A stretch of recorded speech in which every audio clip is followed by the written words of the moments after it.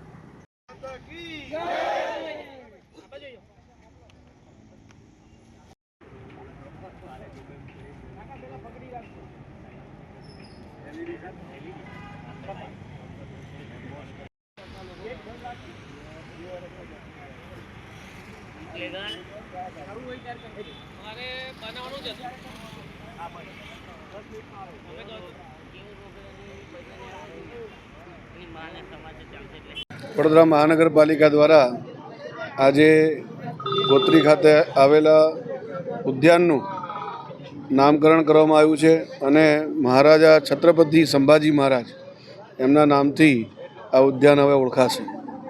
Bharatiya Janata party વિકાસ બી અને વિરાસત બી આ સૂત્રમાં માનનારી પાર્ટી છે. એટલે જ્યારે આપણા આવા મહાપુરુષો જે થઈ ગયા છે ભારત વર્ષમાં, એમને યાદ કરવા માટે જ્યારે પણ લોકો આ ઉદ્યાનમાં આવશે ત્યારે છત્રપતિ સંભાજી મહારાજનું નામ યાદ આવશે અને છત્રપતિ સંભાજી મહારાજે કરેલા પરાક્રમો યાદ આવશે અને ઇતિહાસને પણ આપણે ઉજાગર કર્યો છે. વડોદરા મહાનગરપાલિકાને તમામ એના કાઉન્સિલરથી લઈને બધા જ પદાધિકારીઓ, અધિકારીઓ સૌને ખૂબ ખૂબ અભિનંદન આપું છું.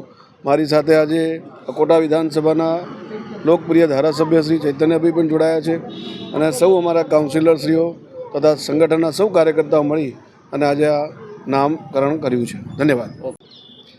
આજે અકોટા વિધાનસભા ખાતે ઇલેક્શન વોર્ડ 10માં છત્રપતિ સંભાજી મહારાજ ઉદ્યાન નામકરણ કર્યું છે ગોત્રી ગાર્ડનનું આજે. અને